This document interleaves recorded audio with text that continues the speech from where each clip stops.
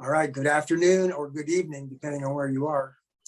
My name is Ralph Kova. I'm a very grateful, recovered alcoholic. And man, it was like 7,012 days ago, the power of God separated me from alcohol and all other mind-altering substances. And it's been that same power that I've done my best to stay connected to that has kept me sober and clean. I'm very grateful for that. People say I'm a grateful alcoholic, and I used to not understand that. I'm grateful I'm an alcoholic because it brought me back to God. It brought me to the point, to my knees, where I was seeking God and seeking the power behind the name God. That's what I seek, is the power. And it's Alcoholics Anonymous pointed me in that direction. I introduced myself as a recovered alcoholic because the book tells me to. It says that the attention should be drawn to the fact that I'm a person who has recovered. This whole Alcoholics Anonymous program for me has been about clearing away everything that's blocking me from the power of God, that I may recover and be recovered. The book uses the word recovered like 21 times, referring to alcohol. It talks about power. It uses the word power 58 times in the first 164 pages, and then another 90 or 100 times throughout the book and the stories. And God is mentioned 142 times in the first 164 pages. So it's pretty much a spiritual program of action that can get you connected to the power of God, that you may be a recovered alcoholic. If you don't mind, I'd like to start with a little reading from a book, an unapproved AA literature, if that's okay.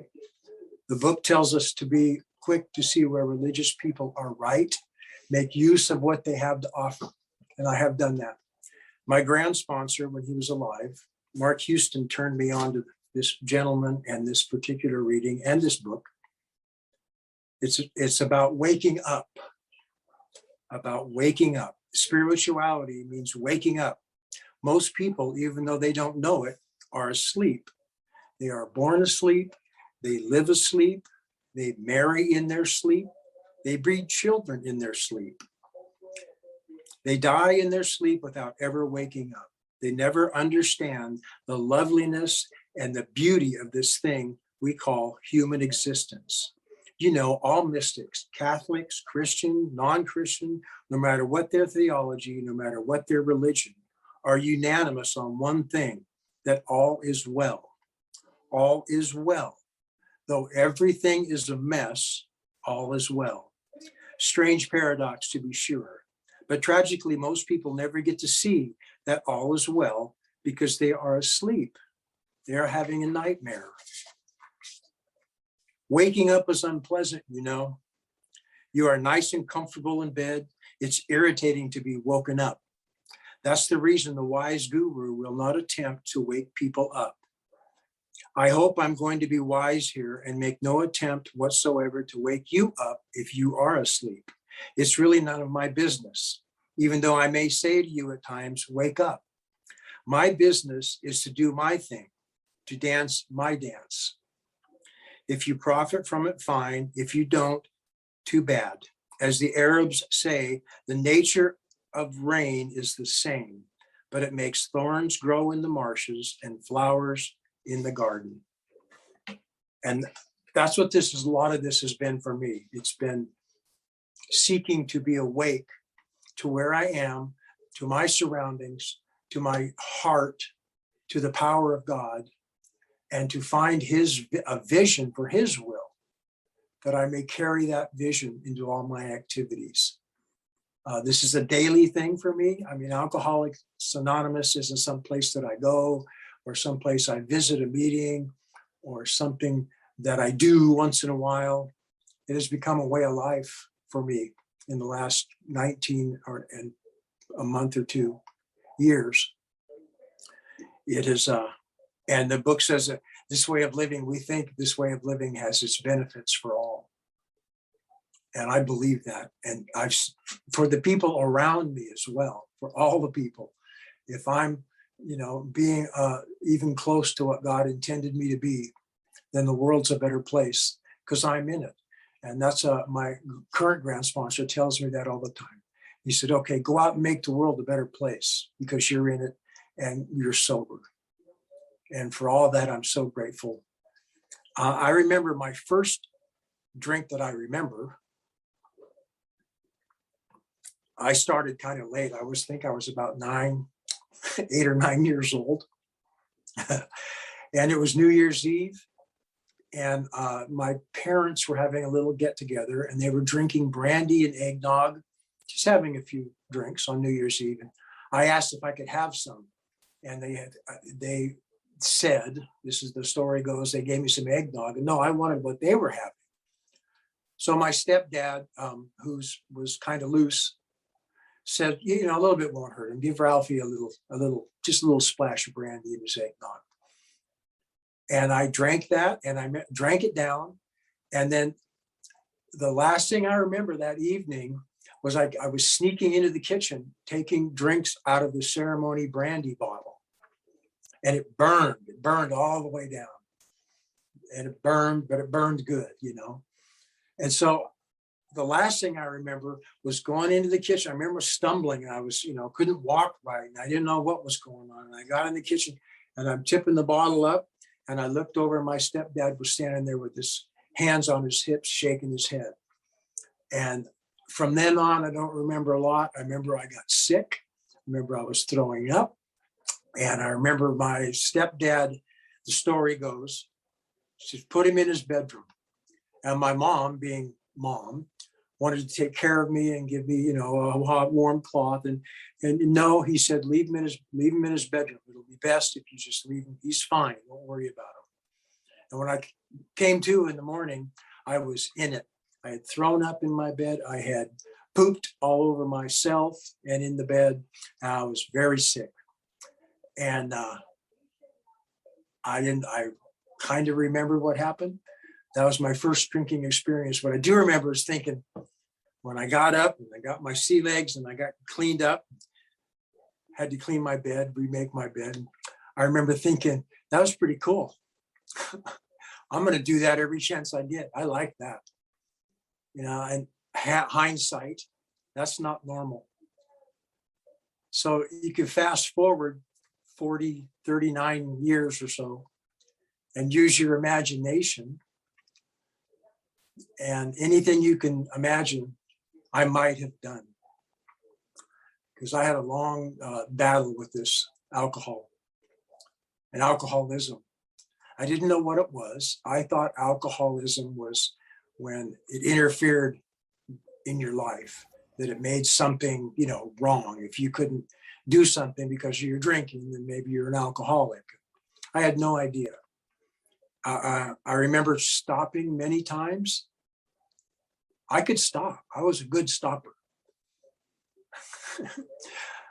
But I had no power, no access to any power. I didn't have a God in my life when it came to alcoholism. I always believed in God. I listened for God. I trusted God, and I got a lot of guidance throughout my life, but I never applied it to alcohol or my alcoholism. I remember stopping and telling my wife more than once, I will never drink again. I promise. I beg of you, please let me back in bed. And she actually believed me a few times because I was telling the truth. I was sincere. I wanted to stop. I needed to stop. And I stopped. And the people around me, we'd come up to, in a couple of days, 4 days, 5 days later, and they'd go, you're looking good, man. I don't know what you're doing, but you should keep doing it. You're looking really good. Really proud of you, Ralph. You're not drinking. Yeah, thanks. I'm feeling crazy like a raccoon. I'm flipping out. I'm very irritable. I'm very restless, and I'm really discontent. I didn't know that. I didn't use those words at the time. But I knew what the solution was. The solution for me was a drink. It was a drink. I'll feel better. All I need to do is sneak a drink or two. Boom. Ah. I remember going to get the drink and having the drink in my hand unopened and feeling better already without even putting it in my system. Once I put it in my system, there was no telling what would happen. There's no telling where I'd end up, no telling how long it would be. And I sneaked around. Are you drinking? My wife says, are you drinking? And I go, no, I'm having an O'Doul's. And I made sure to have O'Doul's. I tried to perfect the lies, constantly lying. This went on for years and years. I remember, I don't know if any of you ever woken up in your driveway in the dirt with dirt in your hair and with your knees down to your pants and sun burning in your face and you're all sweaty and you're sick to your stomach and you don't know how you got there? Ross has. I don't know. That happened to me a couple of times. I remember, looking in my pocket for a matchbook when they had matches, looking for the matchbook cover, see where I'd been. Where's my car? Car's gone. I guess I got a ride home, or my wife came and got me. It got to the point where I couldn't drink and I couldn't not drink. And one of the last times I drank, I'll tell you one more drunk story. I driving down the road. I was, my wife and I played music for a living for about 20 years. We traveled all around the country on a circuit and played music and got paid. And I found the people in town that I needed to find to get what I wanted to get, so I could be what I thought was happy, joyous, and free. And we came off the road. I jumped on a truck. I got so sick and so drunk before that. We came off the road. I got thrown out of the house. I went and got a job, over the road truck driver. And about 4 years into it, I call it my last 4-year drunk. I was pulled into a rest area, or not a rest area, pulled into a restaurant, a bar or restaurant, to end the night. And I'd been drinking all day, sipping, trying to pace myself. When I paced myself and I tried to control my drinking, it wasn't good. When I let myself go, it wasn't good. It never ended up well at that point. The last thing I remember was pulling into the parking lot. I don't really remember going in. The next thing I remember was coming to in the truck with the truck on cruise control with 80,000 pounds going down the freeway. I had stopped in eastern New Mexico and I was in western Arizona now. The sun was coming up, it was getting light. I was cruising on cruise control at 76 miles an hour on the phone, talking to my wife. I couldn't see out of one eye. I couldn't open this eye.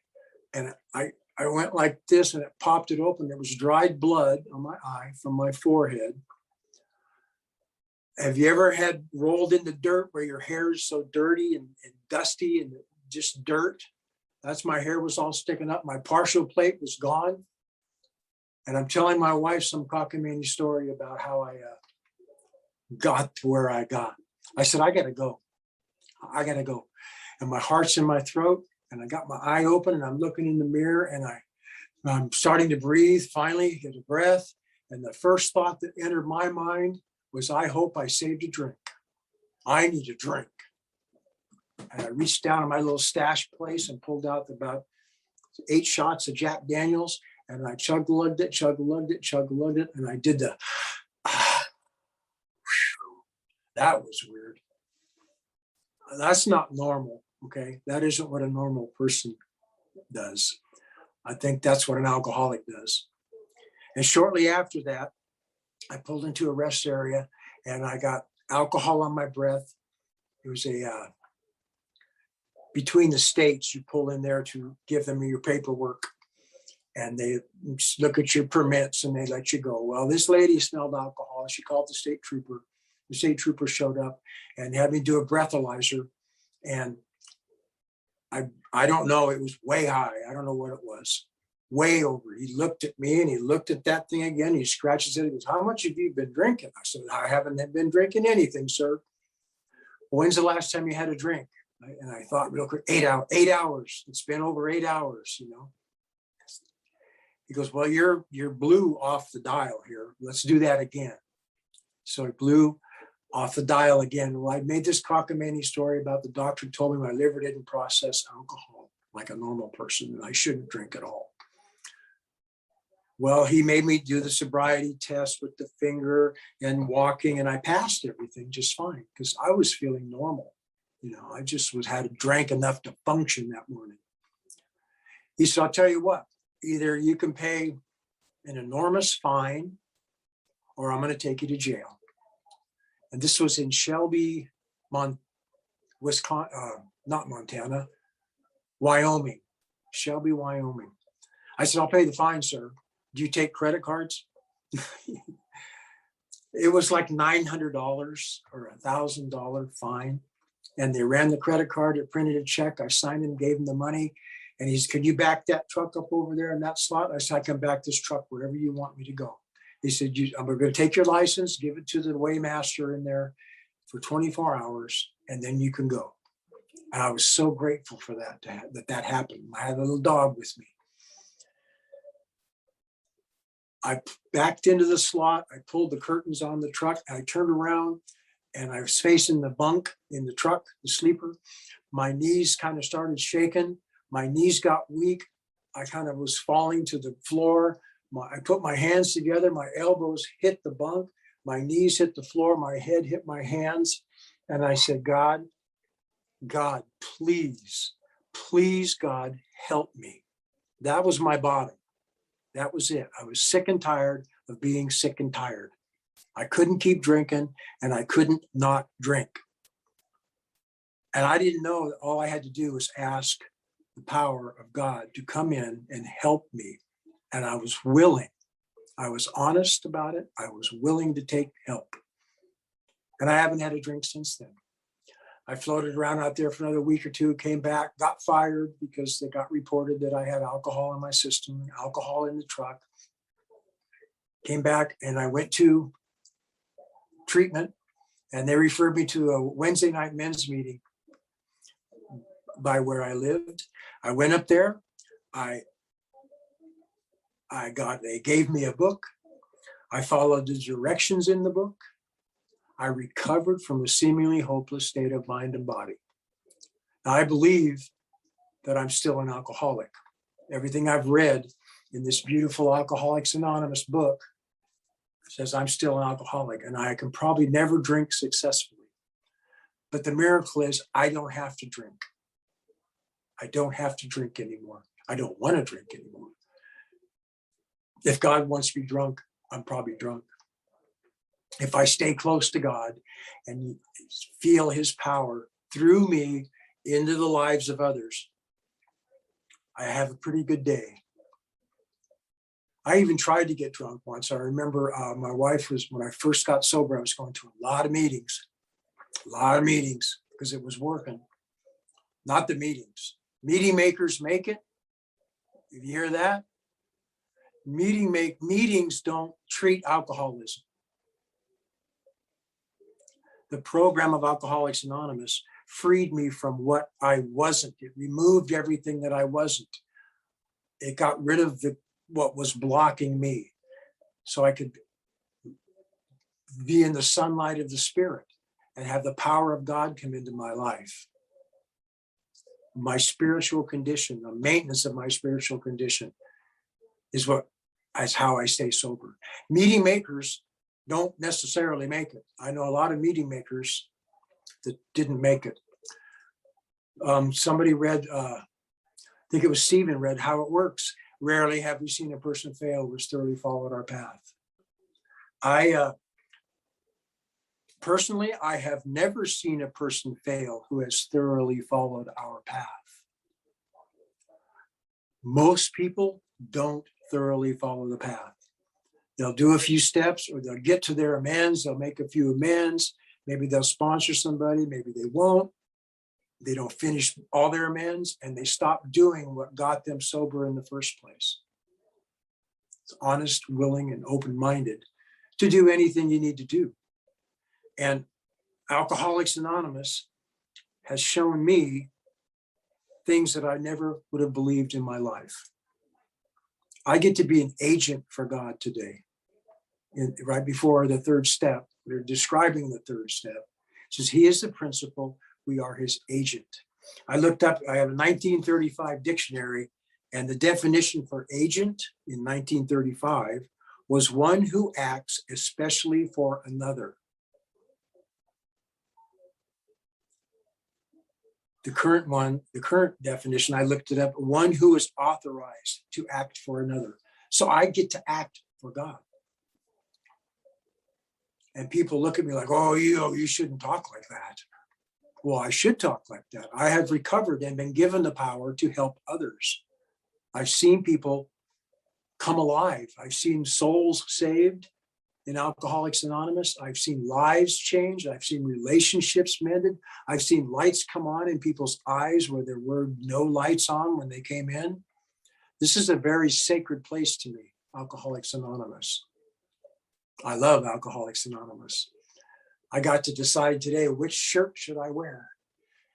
Should I wear my nice one or should I wear the really nice one?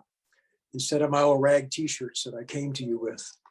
And there's lots of examples how much things have gotten better.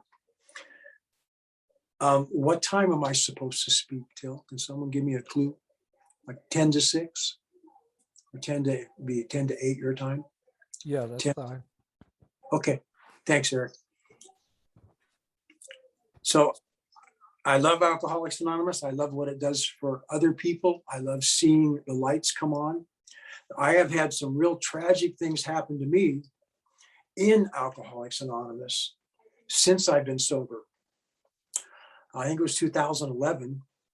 I was off the beam one morning. I don't know how it happened. I know if I go back and look at where I started my day, that's usually where I go off. If I don't start my day with prayer and meditation every day. This is a daily thing. It talks about doing this every day upon awakening. Each morning, we ask God to show us the way of patience, tolerance, kindness, and love. And it says in our morning meditation, it talks about upon awakening. It talks about in the evening for our evening review, when we retire at night. It's every day. It says this should continue for our lifetime, in the first part of step 10. So I did something, or I didn't do something. Usually I'm off the beam. A large branch, actually it was half of the tree, fell on my tool shed and scattered the shed and the tools all over my yard. And I'm out there and I got the chainsaw and I'm cussing the tree. Okay, I'm mad at the tree. And I'm trying to get the brush off the broken shed. I'm piling up the brush and I need to burn the brush because it's getting too big. And I'm looking for some diesel. I can't find any diesel. I find a jug that has something in it, a little bit of, it's thick, smells like turpentine. I don't know if it's chainsaw mix, old, thick, napalm or something. I poured it over the brush pile that I've been trying to get lit. Apparently there was a flame in the brush pile still. It flared up backwards. I backed up and fell, and the can went up in the air, and the flame got the can. I spilled it on me. The flames got on me, and I proceeded to catch on fire. I rolled in the dirt, and I stopped, and whoosh, I'm still on fire, and I'm screaming like a girl, like a little girl. Ah, ah, ah. My wife is chasing me across the yard as I'm rolling.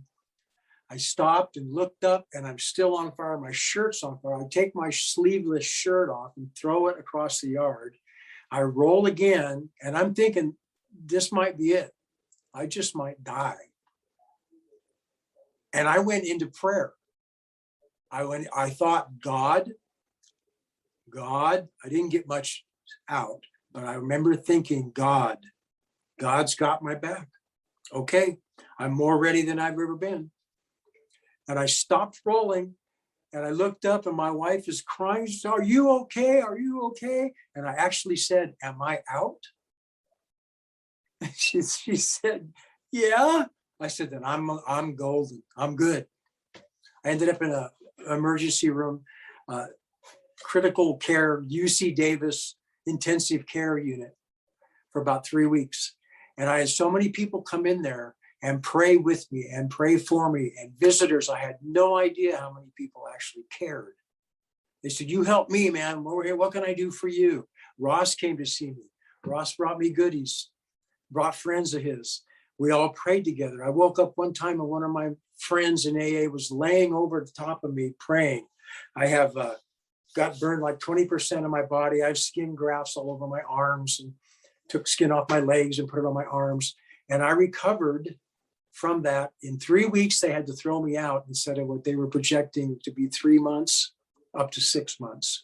And it was a miracle. I got to tell the doctor said, what, I can't explain this. I said, God did it. God does the healing. I showed up and God took care of it. I showed up to God, open-minded, willing, prayer, and God healed me. It's a miracle. Nothing short of a miracle. Well, she couldn't write that down on the chart. Okay, she wasn't going to write that down. So she wrote accelerated healing, and that works for me. 2014, in a wildfire, my house burned down to the ground. We got run out of the house 10 minutes before the fire got there. We got 2 cars, all of our animals, 2 guitars, my wife's jewelry box, and we split. And the fire chased us out. Took everything but the clothes on our back and what we got out of there. I remember thinking, I got 2 choices. I can go buy the biggest bottle. I've seen them now, the big bottle of square Jack Daniels. It looks like a half a gallon bottle. And go out there, drink the whole thing, because maybe get 2 because 1 wouldn't be enough. Or I can go out there and sit in the ashes with this book. And I knew what the answer was. I went out there and sat in the ashes and opened this book to step 10. And I remember praying and reading, and I following the instructions in step 10. There's all kinds of promises in step 10.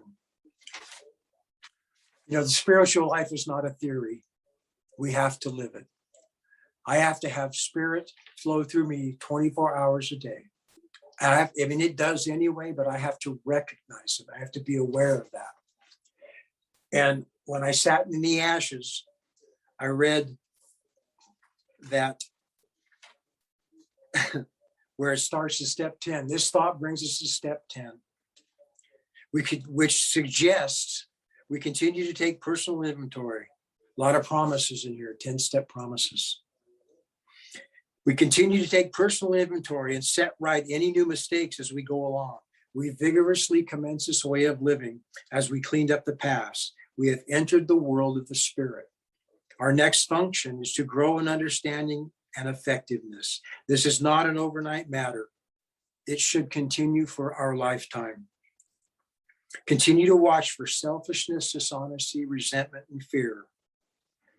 When these crop up, it doesn't say if, it says when these crop up. We ask God to remove them at once. We discuss them with someone immediately. We make amends quickly if we have harmed anyone. Then we resolutely turn our thoughts to someone we could help. Love and tolerance of others is our code. And we have ceased fighting anything or anyone. That includes fire. That includes loss. Anything, even alcohol. We seldom will be interested in liquor. If tempted, we recoil from it as if from a hot flame. We react sanely and normally, and we will find that this has happened automatically. See, I didn't do this. I realized early on, my fourth step, that I didn't have to drink anymore. And I had very little to do with it. The obsession had already been lifted from me. I couldn't lift it. The power of God, being connected to God in my heart and walking with God, man, I got my arm around his big old leg. He's got my back. I have the armor of God in front, and I can take anything. He did it. They did it. The power did it. I had very little to do with this. It had happened automatically. I will see that my new attitude toward liquor had been given to me without any thought or effort on my part. It just comes. That is the miracle of it. I am not fighting it. Neither am I avoiding temptation. I feel as though I have been placed in a position of neutrality, safe and protected. I have not even sworn off. Instead, the problem has been removed. It does not exist for me. I'm neither cocky nor afraid. That is my experience. This is how I react so long as I keep in fit spiritual condition. It's easy to let up on the spiritual program of action and rest on our laurels. Anybody done that before? I have. We're headed for trouble if we do, for alcohol is a subtle foe. We are not cured from alcoholism. What we really have is a daily reprieve contingent on the maintenance of our spiritual condition. This is one of my prayers in the morning. Every day is a day when we must carry the vision of God's will into all our activities. How can I best serve thee? Thy will be done, not mine.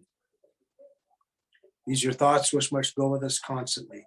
We can exercise our willpower along these lines all we wish. It is the proper use of the will. It took me a while to get that. I turned my will and my life over to the care of God. I decided to do that in step 3. And then by going through step 4 through 9, I literally turned my will, my thoughts, and my life, my actions, over to the care of God. I didn't give it to God. I let God care for it. Like Joe and Charlie says, when I take my car to the mechanic, I turn my car over to his care. I don't give him my car. I turn it over to the care of my mechanic. And he does what he does, and I come get my car back when it's fixed. Well, steps 4 through 9 removed from me everything that was blocking me from the power, from the spirit of the universe, from the sunlight of the spirit, and allowed me to align my will with God's will. Step 10 for me is a line of the will. If I do God's will, if my will is in line with God's will, that is the proper use of the will. I don't always know what God's will is, but I know what it isn't. It's very obvious what it isn't. Lying, cheating, stealing, taking something that isn't yours, sneaking around, selfish, self-centeredness, that we think is the root of our problem. I thought alcohol was my problem. Alcohol was a symptom. Alcohol was my solution to what I thought was everything. For being sad, for being glad, for finishing a project, for starting a project, waking up in the morning, right before I went to bed at night, and everything in between. My solution today is God. The power behind the name, I like to say. God is used a lot. Some people cringe and it means something different to everybody. Well, seek the power behind the name, whatever you want to call it. I love it when Abby told Bill, well, come up with your own God. Whatever you think God is to you, seek your own God. Abby was kind of giving up, I think, but he gave him the message. He gave Bill the message, and thank God for Bill and for Bob. My lineage, about 8 people up the chain, goes to Dr. Bob. And he was like the 12-stepping prince, man. He was the prince of the 12 steps. I go through the steps every year from 1 through 9. It's different every year. I have a new spiritual experience on an annual basis every time I do that. I can't live on the spiritual experience I had when I first recovered. Be trying to live on the food that I ate a week ago. I have to do it daily. I have to have new and wonderful, deep spiritual experiences to keep me hooked up to the power of God. And just to be willing to come do stuff like this with you wonderful people.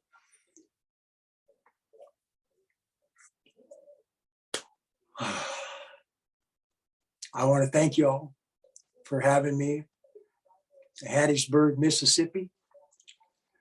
Or thank Josh for asking. Thank Eric for sharing. Okay. And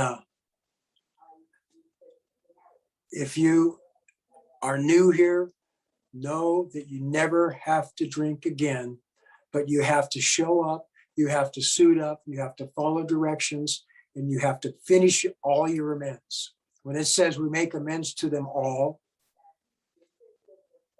not some, to all. If you have some unfinished amends, you might have some uneasiness. And working with others when all else fails will surely work. God bless you guys. Thank you very much.